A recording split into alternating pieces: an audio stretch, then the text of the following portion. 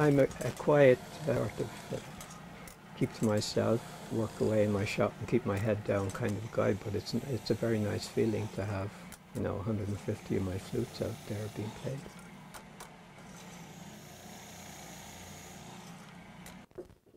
Richard Cox never made a flute until a friend asked him to try in 2005.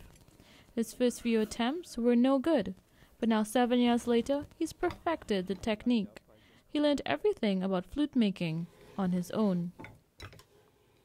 It was a long series of woodworking trial and error exercises to get where I wanted to go. I mean, I basically had to invent my own equipment to do it.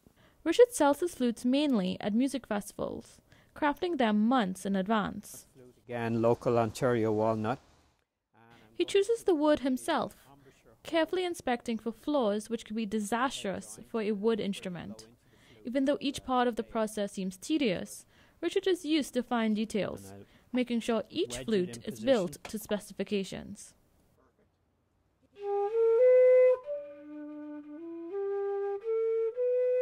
Oh, I think I appreciate it more because it's handmade and because I know the person who made it. And yeah, I think because, you know, I've seen his work and I know that he's a good craftsman, and you just appreciate the fact.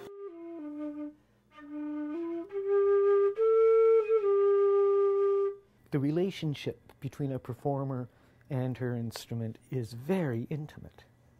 Very intimate. And they speak to each other. When I play my recorder, I can hear it talking to me. I know what it's telling me. I've always been involved in music to some extent,